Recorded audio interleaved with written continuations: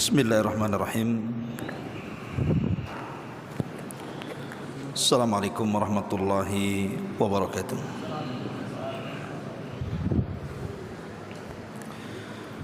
Bihamdillah wassalatu wassalamu ala rasulillah wa ala alihi wa sahbihi wa mawalah wa la hawla wa la quwata illa billahi wa ba'du.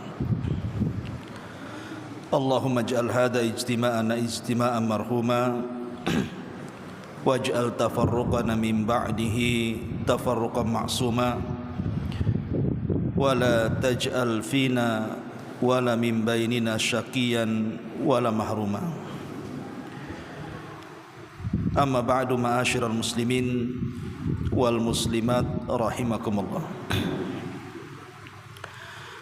Alhamdulillah, di malam ini kita bisa kembali mengadakan kajian di setiap malam Ahad di Masjid Nidaul Ilmi, dan tema di malam hari ini khusus untuk para santri juga, tentang keajaiban kenapa seorang muslim itu harus bangun sebelum subuh. Ma'asyiral muslimin wal muslimat rahimakumullah. Nabi sallallahu alaihi wasallam bersabda dalam sebuah potongan hadis, wal yastayqid naimuha wal yastarih qaimuha. Hendaklah orang yang tidur bangunkan mereka, dan orang yang lelah melaksanakan qiyamul lail maka istirahatlah. Manusia ketika tidur itu terbagi menjadi dua kelompok. Ada yang memang diberikan taufik oleh Allah Subhanahu wa taala mampu bangun di sepertiga malam akhir, kemudian melaksanakan tahajud. Tapi ada sebagian orang yang tidak sanggup bangun di sepertiga malam. Dia hanya bisa bangun itu ketika mendengar azan subuh. Makanya Nabi SAW mengatakan, fal yastayqid naimuha. Hendaklah orang-orang yang tidur tidak bangun kecuali sampai mendengar azan, maka bangun sebelum azan. Tapi bagi yang mampu bangun kemudian melaksanakan tahajud di sepertiga malam, maka hendaklah beristirahat supaya jangan sampai solat malamnya mengganggu solat subuhnya. Dari sini para ulama beristimbat bahwa selambat-lambatnya seorang muslim itu bangun di azan kedua sebelum azan pertama. Karena kita tahu bahwa azan itu ada dua, azan subuh itu. Ada azan yang pertama dan ada azan yang kedua. Di zaman Nabi SAW, azan yang pertama dikumandangkan oleh Bilal ibn Rabah, dan azan yang kedua, azan subuh, itu dikumandangkan oleh Abdullah ibnu Ummi Maktum. Karena dia buta, tidak melihat fajar, makanya dijadikan muadzin kedua. Lah seorang muslim selambat-lambatnya bangun itu di azan pertama. Dan azan pertama ke kedua itu kan tidak lama, supaya ada persiapan bangun. Mungkin sebagiannya mandi, mengambil wudu, merapihkan pakaian, dan bisa melangkahkan kakinya ke masjid. Ma'asyiral muslimin yang dimuliakan Allah Subhanahu wa ta'ala, lalu apa keajaibannya? Apa rahasianya? Pertama, ulama menyebutkan rahasia kenapa kita harus bangun sebelum subuh itu. Karena Nabi SAW mendoakan keberkahan kepada umatnya di pagi hari. Dalam sebuah hadis Nabi SAW bersabda, Allahumma barik li ummati fi bukuriha. Ya Allah, berkahi umatku di waktu paginya. Hadis ini dikeluarkan oleh Imam Abi Dawud dan disahihkan oleh Syekh Albani rahimahullahu taala. Makanya Nabi SAW apabila mengutus sebuah utusan dalam bentuk sariyah. Sariyah itu kalau bahasa kitanya Kopassus, pasukan khusus. Nabi kalau mengirim pasukan khusus dan tidak dipimpin langsung, maka Nabi SAW selalu memberangkatkan pasukan itu sebelum subuh. Dan itu gaya perang Nabi. Nabi itu kalau menyerang tidak pernah menyerang di siang hari, di sore hari, di malam hari, tidak. Rasul itu selalu menyerang di pagi hari, tepatnya setelah subuh. Makanya dikirim pasukan itu sebelum subuh. Kalau desa yang akan diserang itu terdengar suara kumandang azan, maka Rasul tidak jadi menyerang. Utusan Rasul tidak jadi menyerang. Kenapa? Berarti negeri itu negeri Islam. Tapi kalau tidak mendengar suara azan, maka mereka langsung menggempur dan menyerangnya. Pertanyaan pun muncul, kenapa Nabi SAW selalu menyerang di waktu fajar, tidak di waktu zuhur, asar, maghrib, isya, atau tengah malam sekalian, atau sepertiga malam akhir? Tapi selalunya dalam penyerangan itu dilakukan di sepertiga malam, di waktu fajar. Karena Nabi SAW bersabda, nusirtu bis sabah wa uhlikatil adu biddabur. Kata Nabi SAW, aku ditolong dengan angin pagi, sementara kaum Ad itu dihancurkan dengan angin sore.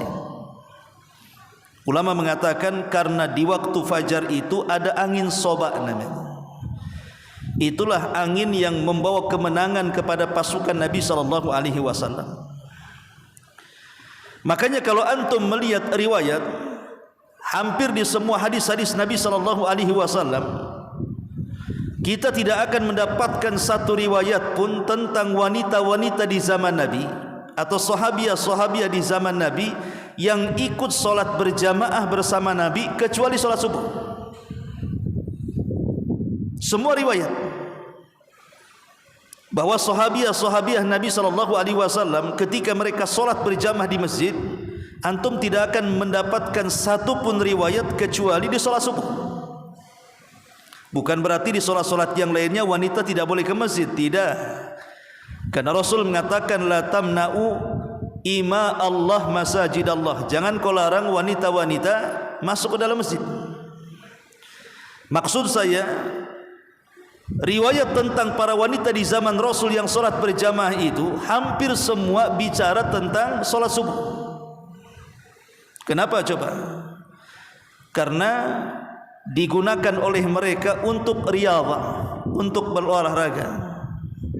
Karena waktu itu adalah waktu berkah. Makanya para sahabiah keluar ikut solat bersama Nabi SAW sampai ketika kemudian mereka pulang kondisinya masih gelap, sehingga belum mampu melihat satu dengan yang lainnya karena gelapnya malam. Ma'asyiral muslimin yang dimuliakan Allah Subhanahu wa taala. Jadi kenapa kita sangat dianjurkan bangun sebelum subuh? Karena waktu itu adalah waktu yang diberkahi Allah Subhanahu wa taala. Berdasarkan sabda Nabi sallallahu alaihi wasallam, Allahumma barik li ummati fi bukuriha. Ini yang pertama. Yang kedua, karena waktu itu adalah waktu di mana para malaikat turun dan menyaksikan kita. Makanya Allah Subhanahu wa taala mengatakan inna Qur'anal fajri kana mashhuda. Sesungguhnya bacaan-bacaan Quran di waktu fajar itu disaksikan para malaikat. Sehingga tidak ada solat yang dipanjangkan bacaannya. Hampir 100 ayat lebih yang selalu dibaca Nabi SAW kecuali di solat subuh. Rasul sangat menganjurkan di solat subuh itu dipanjangkan ayatnya. Bagi seorang imam yang menjadi imam masjid, khususnya salat subuh, maka panjangkan ayatnya, karena Rasul terbiasa membaca minimalnya 100 ayat, saking panjangnya. Kenapa dipanjangkan bacaan Qur'annya? Karena bacaan Quran di waktu fajar disaksikan para malaikat. Itulah kenapa kemudian seorang muslim itu harus bangun sebelum subuh, tepat selambat-lambatnya di azan pertama, karena waktu itu para malaikat menyaksikan kita.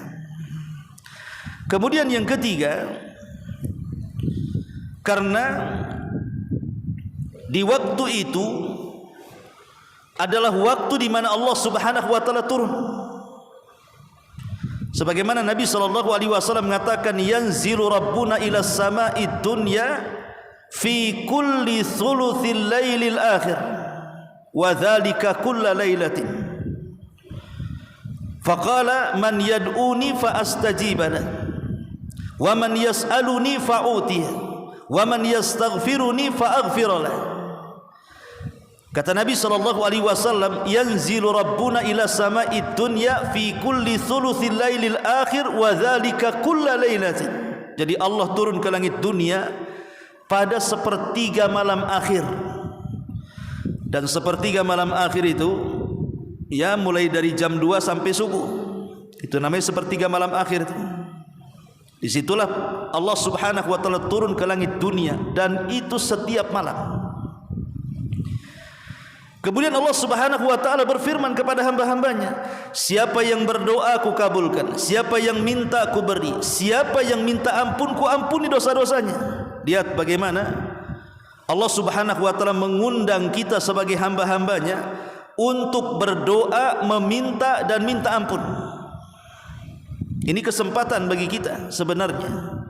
Kita diundang setiap malam untuk mengeluhkan apapun keinginan kita kepada Allah Subhanahu wa taala. Tapi sayang, terkadang undangan Allah kepada kita di sepertiga malam akhir itu tidak lebih berharga dibandingkan para pejabat umpamanya.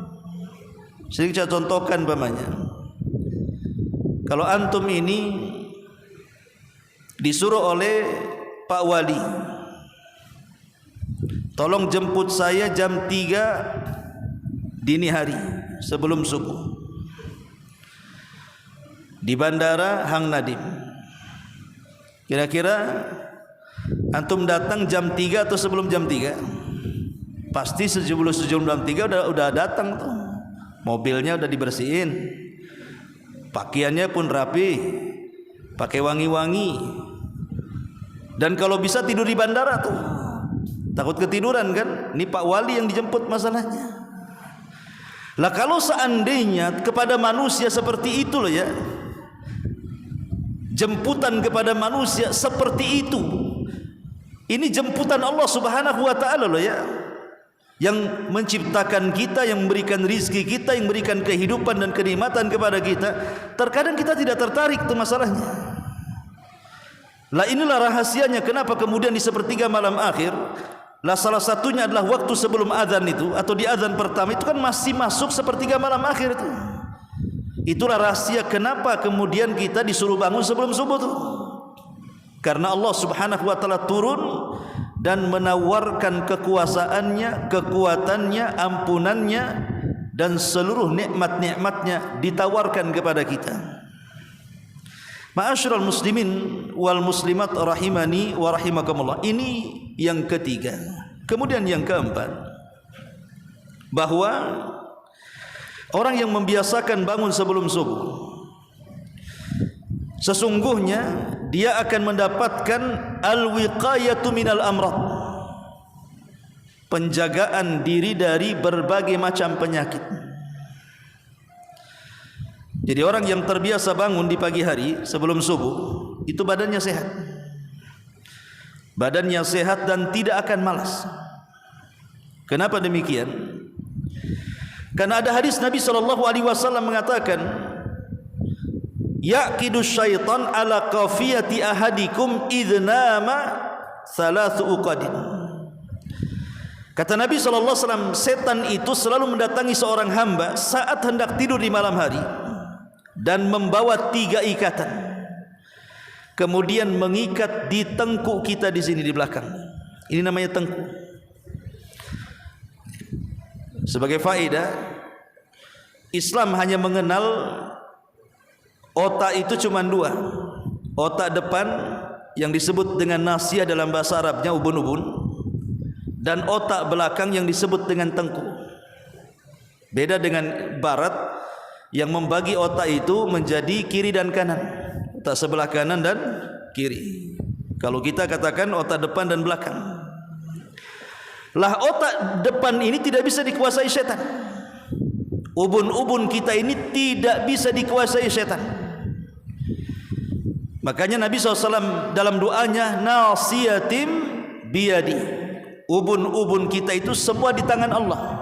Setan tidak bisa merasuki manusia dari ubun-ubunnya, maka setan hanya bisa mengganggu manusia dari tengkuk belakangnya. Itulah yang diikat 3 ikatan oleh setan itu. Setiap setan mengikat tengkuk kita ini di malam hari saat tidur, terutama sudah menjelang-jelang sepertiga malam akhir, mendekati adzan subuh itu, maka dia akan mengatakan di telinganya, nim naumatan tawila, tidur, malam masih panjang. Padahal sudah mau dekat subuh tuh. Jadi setan membisikkan di telinganya, tidur saja, malam masih panjang, tidur saja, malam masih panjang. Itulah bisikan-bisikan setan. Terkadang kemudian dikencingi oleh setan kedua telinga kita ini, supaya tidak mendengar adzan subuh.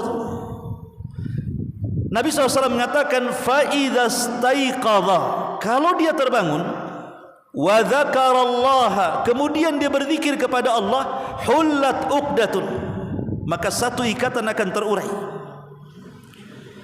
وَإِنْ تَوَضَّأَ حُلَّتْ عُقْدَةٌ, kalau seandainya setelah dia berzikir dia berwudu, maka hilang 2 ikatan. وَإِنْ صَلَّى, kalau dia sampai salat, حُلَّتْ عُقْدَةٌ, maka terurailah ikatan yang ketiga. Jadi kalau kita bangun tidur sebelum subuh, pertama ikatan setan akan terurai ketika kita berzikir kepada Allah. Karena setelah kita bangun tidur apa doanya? Alhamdulillahilladzi ba'dama amatana wa ilaihin nusyur. Itu namanya zikir ya, doa sebelum setelah tidur.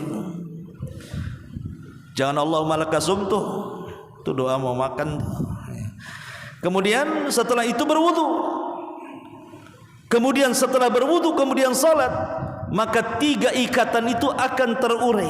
Apa khasiatnya kata Nabi SAW? Kalau terurai 3-3-nya, maka di pagi hari dia akan tayyibun nafsi nasyatan, kata Rasul.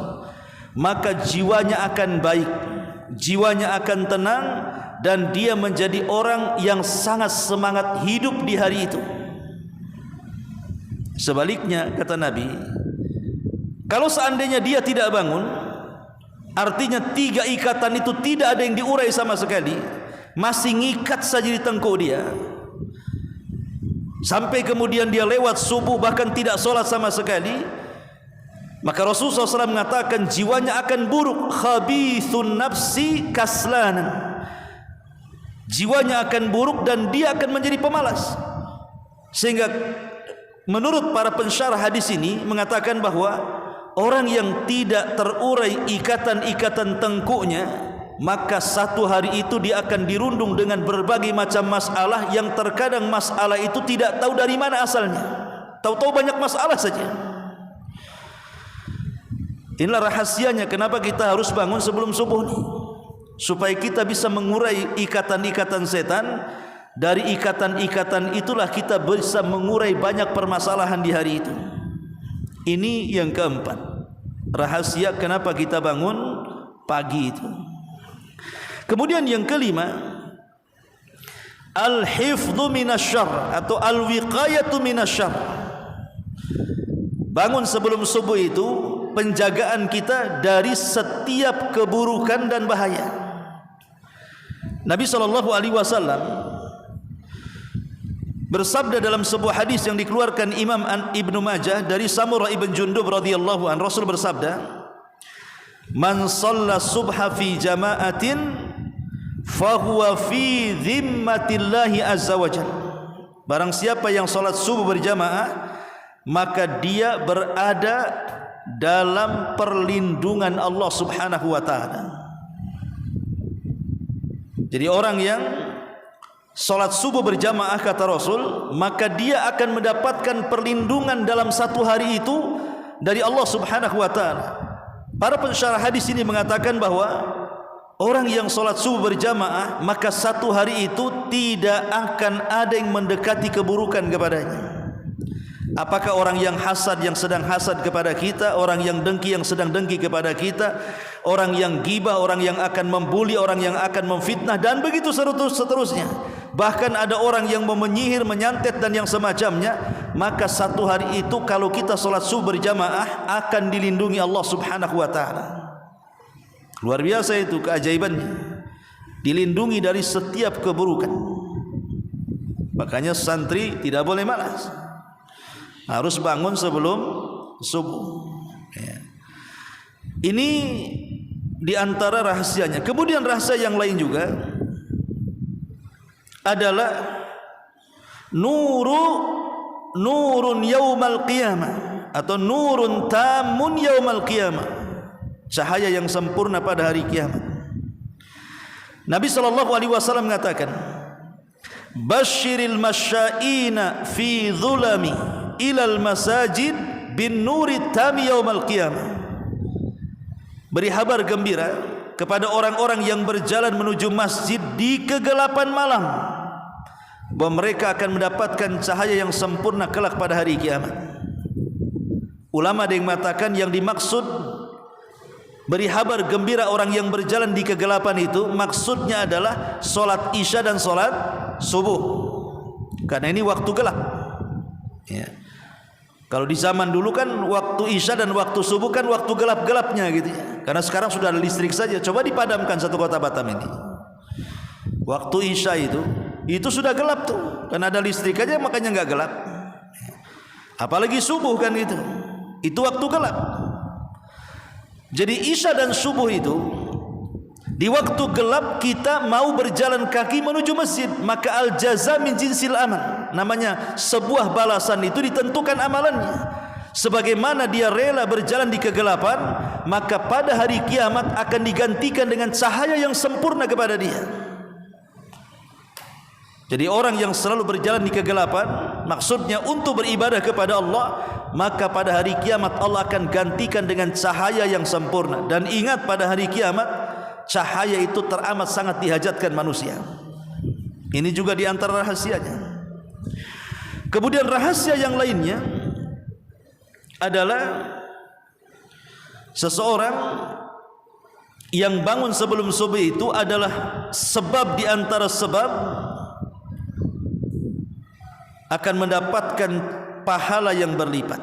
Ingat bahwa Allah Subhanahu wa taala setiap hari mengutus para malaikat yang bertugas di malam hari khusus untuk mencatat, dan yang bertugas di siang hari khusus untuk mencatat. Ini bukan raqib atid. Raqib atid lain. Jadi pencatat amal kita itu 4 malaikat. Pertama raqib, yang kedua atid, kemudian yang ketiga namanya malaikat malam, kemudian malaikat siang. Jadi inilah 4 malaikat yang mencatat. Adapun raqib dan atid, dia akan tetap mencatat pada diri kita, kiri dan kanan kita, kebaikan dan keburukan kita semua dicatat. Adapun 2 malaikat yang lainnya juga mencatat, tetapi langsung dilaporkan. Nabi SAW mengatakan, yata'aqabuna fikumul malaikah, malaikatul laili wa malaikatul nahar, wa yajtami'una fi salatil asri wa salatil fajri. Allah Subhanahu wa taala mengutus 2 malaikat, malaikat siang dan malam, kemudian mereka berkumpul di 2 salat.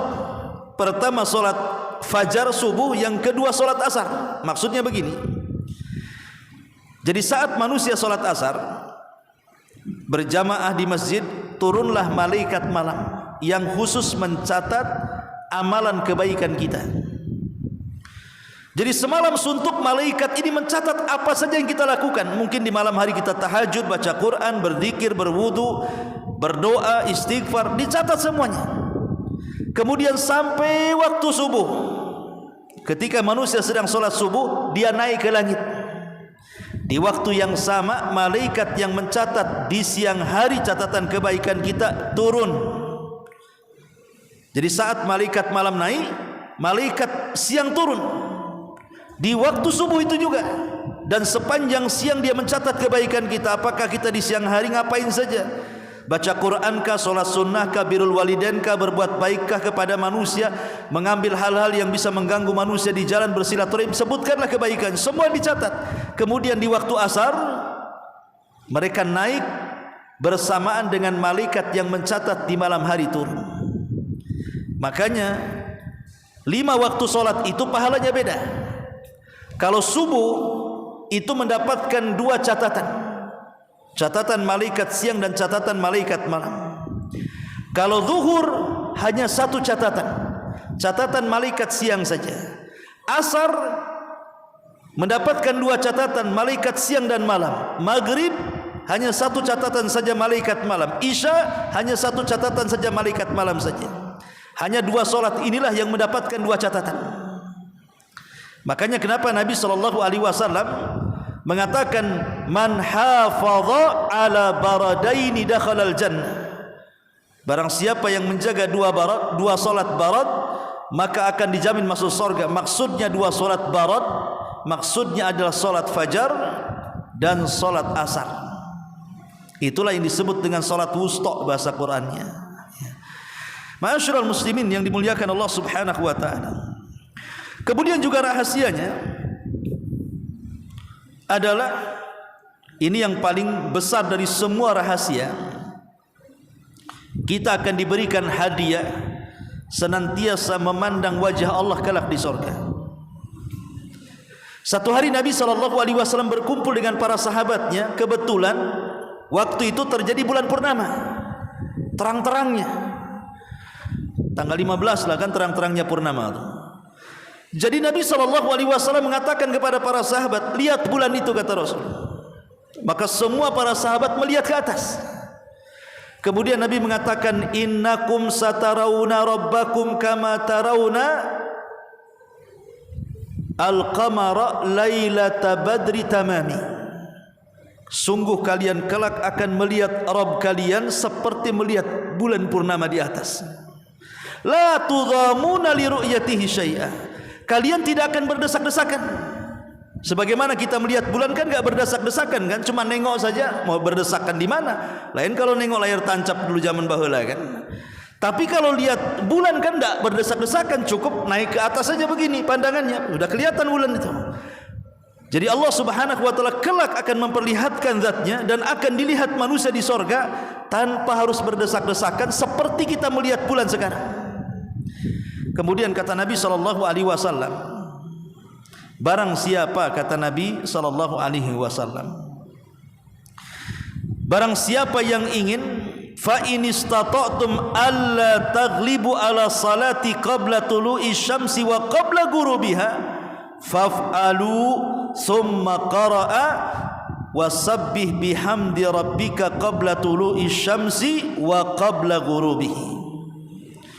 Kemudian Rasul mengatakan, kalau kalian mau tidak terkalahkan dalam kehidupan kita dengan solat sebelum terbit matahari, maksudnya subuh, dan sebelum terbenamnya masuknya asar, maka jagalah 2 solat ini. Kemudian Rasul membaca, wasabbih bihamdi rabbika qabla tulu'i syamsi wa qabla al-ghurub. Ulama mengatakan, lihat hadis ini, bahwa di antara syarat kita ini mampu memandang zat Allah kelak pada hari kiamat adalah dengan menjaga 2 solat, pertama subuh dan yang kedua asar. Kalau kita mampu menjaga 2 solat ini, Allah akan anugerahkan kenikmatan yang jauh lebih nikmat dibandingkan kenikmatan sorga itu sendiri. Ru'yatullah, mampu memandang wajah Allah Subhanahu wa ta'ala. Inilah diantara rahasianya kenapa kita ini kalau bisa bangun sebelum subuh, minimalnya di adzan pertama kita bangun itu. Makanya apa yang harus kita lakukan supaya kita bisa bangun di pagi hari itu? Yang paling menghalangi manusia mampu bangun di pagi hari adalah begadang. Ya. Kan ada lagunya tuh, begadang tuh. Maka kalau bisa hindari begadang. Karena Nabi SAW sangat membenci tidur setelah maghrib dan bergadang setelah isya. Maksudnya bergadang yang tidak ada manfaatnya. Kalau ada manfaatnya seperti pengajian seperti ini, ya nggak ada masalah. Atau ngobrol urusan bisnis yang jelas manfaatnya duniawi. Loh kalau ndak ada manfaatnya, istilahnya jagongan sana sini ngalor ngidul ngetan ngulon nggak jelas kayak gitu. Buat apa ngabisin waktu? Makanya kenapa para ulama sampai mengatakan di antara waktu syaitan, di mana syaitan itu bermain-main dengan kita adalah selepas isya. Itu waktu syaitan tuh. Selepas isya itu waktu syaitan. Karena syaitan akan bermain-main dengan kita. Dibuatnya kita kuliner di malam hari, makan sana, makan sini, pulang jam 12, tidur jam 2. Kira-kira subuhnya bangun enggak? Walaupun bangun dah kayak orang meraba-raba, orang linglung, karena kurang tidur kan, akhirnya terganggu solatnya. Ya, makanya khusus para talabatul ilmi, kalau bisa, kalau tidak ada manfaat di malam hari, ba'da isya itu kalau tidak murojaah ngapal Quran, tidur, supaya sepertiga malam akhir itu bangun, minimalnya azan pertama bangun. Kenapa? Karena bahayanya orang begadang tanpa ada faedah itu, pertama menyelisih sunnah, menyelisih sunnah Nabi SAW. Karena Nabi SAW sangat membenci tidur setelah maghrib dan bergadang setelah isya yang tidak ada manfaatnya. Yang kedua, begadang ini salah satu sebab terkadang seseorang terlewatkan solat subuh berjamaah, atau terkadang terlewatkan solat subuh tepat waktu. Biasanya jam 6 baru bangun, baru kepo dia kan. Allah lah, sudah jam 6 nih, cemana? Kan sibuk akhirnya kan, karena begadang malamnya. Atau dia tidak pernah mengambil hikmah kenapa Allah Subhanahu wa taala menjadikan malam, kenapa Allah menjadikan siang. Ini kan kuasa Allah kan. Kenapa Allah buat malam itu sedemikian rupa, agak gelap, tidak dimunculkan matahari tapi dimunculkan bulan, cahayanya pun tidak membuat menyengat, kemudian cenderung dingin hawanya, supaya kita istirahat. Coba malah siang-siang sengaja Allah buat panas, coba, supaya kita jangan tidur di siang hari. Dibuatnya panas, dibuatnya darah kita mendidih sehingga kita bisa bekerja. Sebab kalau seandainya malam terus tidak ada siangnya, kapan orang bekerja? Atau sebaliknya tidak ada malamnya siang terus, kapan istirahatnya? Rusak badan kita. Lah supaya tidak rusak badan kita, Allah buat dua waktu. Ada malam tempat istirahat, maksudnya tempat tidur, siang tempat beraktivitas. Makanya ketika Allah Subhanahu wa taala bersumpah dengan malam itu, Allah mengatakan wal-laili idh adbar, wal-laili idh adbar. Dalam ayat yang lain, wal-laili idza asfar. Allah mengatakan, dan demi malam, idza, apabila menjadi gelap, dan demi malam ketika menghilang, maksudnya berubah menjadi siang. Satu menggunakan fathah, satu menggunakan sukun di sini. Ketika Allah Subhanahu wa taala menyebutkan malam menggunakan idza, di situ ada fathah. Idza, fathah. Ketika Allah menyebutkan perpindahan malam ke siang menggunakan idz, menggunakan sukun. Menggunakan terbalik. Ketika Allah menyebutkan malam, Allah menyebutkan dengan kalimat sukun. Dan ketika Allah Subhanahu wa taala menyebutkan perpindahan malam ke siang menggunakan harokat fathah, id dan idza, id adbar. Kenapa? Karena malam itu sukun. Sukun itu apa artinya? Tenang. Sukun itu tenang. Kenapa ketika menyebutkan siang menggunakan harokat fathah? Yang namanya harokat itu bergerak. Secara bahasa saja Al-Quran sudah mengatur itu, bahwa malam itu memang untuk sukun, untuk supaya kita tenang bisa tidur. Kemudian siang dibuat harokat. Tapi ada yang membalikkan, siang pula sukun, malam pula harokat. Kan ada tuh, terutama pengantin baru ya, malam harokat dia, siang yang sukun ya. Kadang-kadang pengantin baru ini subuh pula lewat kan gitu. Ma'asyiral muslimin yang dimuliakan Allah Azza wa Jalla, intinya bahwa begadang tanpa sebab, tanpa ada faedah itu justru akan menjadikan kita tidak mampu bangun sebelum subuh. Inilah hindari perkara ini. Kalau tidak ada faedahnya jangan begadang. Kecuali ada faedahnya, rapat ini, rapat itu, pokoknya ada faedah dunia akhirat tidak ada masalah. Kalau tidak ada faedahnya, maka sebaiknya tidur supaya menjaga kesehatan kita. Wallahu a'lam bishawab. Ini diantara nasihat untuk para talabatul ilmi tentang rahasia di balik kenapa kita harus bangun sebelum subuh. Wallahu a'lam. Subhanaka wa bihamdika asyhadu an la ilaha illa anta astaghfiruka wa atubu ilaik. Allahu ta'ala alam. Assalamualaikum warahmatullahi wabarakatuh.